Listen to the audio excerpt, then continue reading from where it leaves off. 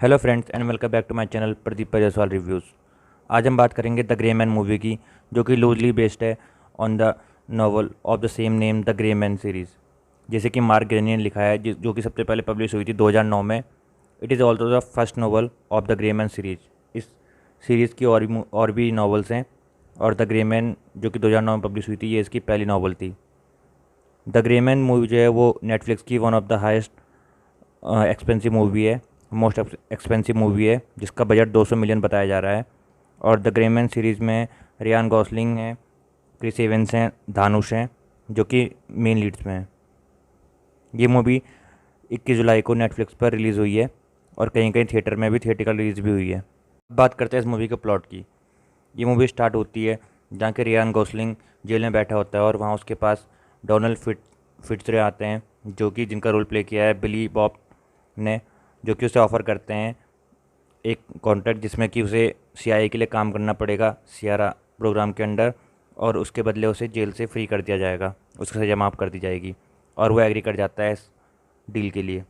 अब मूवी सीधे चलती है 18 साल आगे, जहाँ की रियान गॉसलिंग, यानी जिसका कि नाम कोड नेम होता है सियारा 6, उसे एक मिशन दिया जाता है जिसमें कि उसे बैंकॉक जाकर न्यू ईयर पे एक एजेंट किसी को मारना होता है। और इसमें उसका साथ देती है एजेंट डैनी मिरांडा, जैसे कि एना डी आर्मस ने प्ले किया है, जिन्होंने कि नो टाइम टू डाई में भी बढ़िया काम किया था। सियारा 6 को वहाँ अपने टारगेट को असैसिनेट करने का काम मिलता है, जो कि सीआईए के national security secrets black market में बेच रहा होता है, और उसे ऑर्डर होते हैं कि टारगेट को दूर से ही मारना है। लेकिन उसके पास कोई और चारा नहीं होता, क्योंकि उसके और टारगेट के बीच में एक बच्चा आ रहा होता है, और वो डिसाइड करता है कि टारगेट को पास जाके ही मारेगा। बट मरने से पहले टारगेट बताता है कि वो भी सियारा प्रोग्राम का ही एक हिस्सा है, और सियारा प्रोग्राम में ही काम करता है। सियारा 4 उसका कोड नेम सियारा 4 है, और सियारा 6 को वो एक इनक्रिप्टेड ड्राइव दे देता है मरने से पहले, जिसमें कि सीआईए ऑफिशियल और lead agent of assassination programme, यानी असैसिनेशन मिशन का जो लीड एजेंट होता है, जिसका कि नाम डैनी कारमाइकल होता है, उसके करप्शन के डिटेल होते हैं। उसके बाद डैनी के लोगों को जब सियारा 6 के पास कोई इन्फो नहीं मिलती, और वो सियारा 4 को भी चेक करते हैं, उसके पास भी जब कोई ड्राइव नहीं मिलती, तो उन्हें शक होता है कि सियारा 4 ने कहीं ना कहीं सियारा 6 को वो ड्राइव दे दी होगी। उसके बाद जब डैनी कारमाइकल सियारा 6 से पूछता है कि सियारा 4 ने कोई आपको ड्राइव या तुम्हें कोई ड्राइव या कुछ दी, और उसके ना कहने के बाद उसे उस पर शक होने लग जाता है, और उसके बाद वो कारमाइकल के लोगों के साथ एक्सट्रैक्शन भी नहीं करता है, और बल्कि अपने पुराने बॉस, जो कि फिटजी के नाम से, यानी डोनाल्ड फिटजी, जो कि उससे जेल में मिलने आए थे, उनसे कांटेक्ट करता है, और उन्हें कहता है उसे एक्सट्रैक्ट करने के लिए वहाँ से। और सियारा 6 फिट्स को भी सारी बातें बता देता है, और उस ड्राइव को वो वहाँ से प्राग भेज देता है, जहाँ की मार्गरेट काहिल, जो कि पहले सियारा की फॉर्मर प्रोग्राम हैंडलर थी, उसके पास उस इन्फॉर्मेशन को भेज देता है, और उसके बाद वहाँ से इवैक्यूएट होने के लिए तैयार हो जाता है। ड्राइव ना मिलने की वजह से फ्रस्ट्रेटेड कारमाइकल एक पुराने सीआईए एजेंट को, जो कि एक फॉर्मर सीआईए एजेंट होता है, जिसे कि जॉब से 5.5 महीने में निकाल दिया जाता है, जिसका कि नाम होता है लॉयड हैंसन, जो कि हैंसन गवर्नमेंट सर्विसेज चलाता है, और एक मिशनरी होता है और पैसे के लिए कुछ भी कर सकता है, जिसे कि 5.5 महीनों में सीआईए से निकाल दिया जाता है उसके साइकोटिक बिहेवियर के लिए। और उसका काम होता है सियारा 6 को पकड़ के ट्रैक करके ड्राइव लेना और उसे ख़त्म कर देना। बाकी की मूवी वर्ल्ड के अलग अलग शहरों में, जैसे कि बर्लिन, हांगकांग, प्राग से होते होते अलग अलग शहरों में जा जाते लास्ट में वाशिंगटन डीसी पे रुकती है। और ये मूवी इसी के इर्द गिर्द घूमती है कि कैसे सियारा 6 मिरिंडा की मदद से वो ड्राइव के सीक्रेट पता करता है, और लॉयड हैंसन कैसे सारी हदें पार करके सीआईए एक्स एजेंट्स के फैमिली मेम्बर को किडनैप करता है, और फिर सियारा 6 को के गुरु और बॉस डोनाल्ड फिट्स को भी टॉर्चर करता है, और उससे उसकी इन्फॉर्मेशन निकालता है सियारा 6 की, क्योंकि सीआईए की फ़ाइलों में कहीं भी सियारा 6 की कोई भी इन्फॉर्मेशन नहीं होती है, ना ही उसकी बैक हिस्ट्री होती है कुछ भी। और वो सियारा 6 पे 5 करोड़ रुपए का इनाम भी रख देता है, जिसकी वजह से कि सियारा 6 को बहुत सी मुसीबतें होती है। और इसी बीच धनुष का भी एक छोटा सा रोल है, और उसका कोड नेम होता है लोन वुल्फ, जो कि इस मूवी में 3 या 4 सीन्स में ही है, और उसके सिर्फ एक्शन सीन्स ही हैं, और वो इम्प्रेसिव हैं। स्टार्टिंग में तो वो लॉयड हैंसन की तरफ होता है, लेकिन बाद में जब उसे लॉयड हैंसन की असलियत पता चलती है तो वो ड्राइव अपने आप ही मिरांडा को दे देता है। पहला स्ट्रॉन्ग पॉइंट जो है मूवी का वो है मूवी के एक्शन सीन्स। इस मूवी के एक्शन सीन्स बहुत ही लाजवाब हैं और इसका हाई बजट और हाई प्रोडक्शन कॉस्ट भी इस चीज़ को बताती है कि एक्शन सीन्स पे बहुत ही पैसा लगाया गया है। और कुछ कुछ सीन्स तो बहुत ही मज़ेदार, बहुत ही अमेजिंग हैं। जैसे कि एक सीन जैसे जब CR-6 को वो एक्सट्रैक्ट करके वापस ला रहे होते हैं एरोप्लेन में, और वहाँ पे जब उसे लॉयड हैंसन की वजह से फिट्स को उसे ऑर्डर देना पड़ता है अपने अपने आदमियों को कि CR-6 को वहीं मार दो। वो एक्शन सीन ही बहुत ही अच्छा लगा मुझे, और उसमें कलर का जिस तरीके से यूज़ किया गया रेड कलर का, वो भी बहुत ही इंप्रेसिव था। उसके बाद दूसरा एक्शन सीन जो कि एक लॉन्ग शॉट है, वो सीन मुझे बहुत ही ज़्यादा पसंद आया, जो कि 8 या 10 मिनट का एक लॉन्ग शॉट है।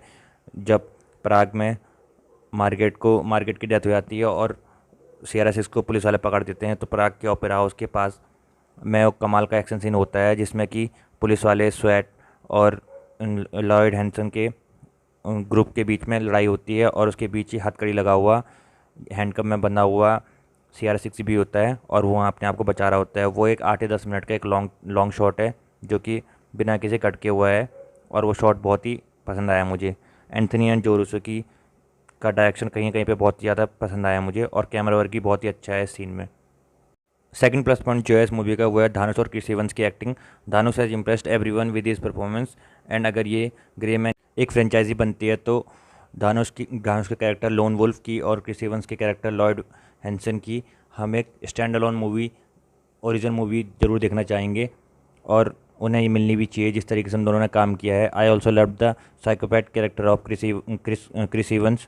ही science as a crazy missionary. उन्होंने ये बहुत अच्छा काम किया है, और धानुष के 3-4 सीन ही हैं, लेकिन उनमें एक्शन सीन्स उन्होंने गजब की एक्टिंग की है, और उनके एक्शन सीन्स में वो बहुत ही ज़्यादा जचते भी हैं। कहीं ना कहीं ये दोनों ही एक्टर रियान गॉसलिंग पर भारी पड़े हैं, जो कि रियान गॉसलिंग इस मूवी में पूरी मूवी में एक ही तरह के टोन में नज़र आए हैं, इसीलिए उनकी एक्टिंग उतना इम्प्रेस नहीं कर पाती है। NRD ने भी डैनी मिरांडा के रोल में एक काम और कंपोस्ट परफॉर्मेंस दी है। वो एक्शन सीन में काफ़ी शाइन किए हैं, और बिली बॉब थॉर्टन ने भी एक अच्छी परफॉर्मेंस दी है और अपनी एक्टिंग से प्रभावित किया है सबको। अब बात करते हैं मूवी के वीक पॉइंट्स की। जो पहला वीक पॉइंट है इस मूवी का वो है इसकी स्टोरी, जो कि काफ़ी वीक है। इस मूवी में कुछ भी नया नहीं है और ना ही कुछ खास है, एक्सेप्ट फॉर एक्शन सीन्स। जो भी हमने इस मूवी में देखा है वो हम पहले भी बहुत सी हॉलीवुड मूवी में देख चुके हैं। The story in itself is a big letdown for the Greyman movie, and it's highly predictable. When you have a star actors like this on board, you have to come with extraordinary script filled with mind-blowing twists and turns.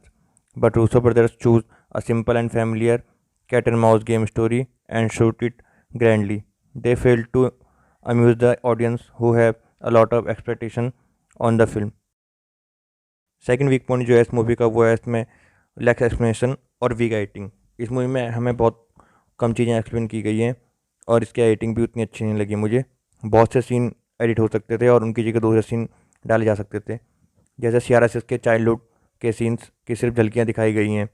इससे सही होता कि उसके back story दिखाई जाती 10 या 15 minute में, और the back scenes about the dark secret of the agency could have been shown in detail for about 10 to 15 minutes, except for showing them on the laptop for 1 minute only.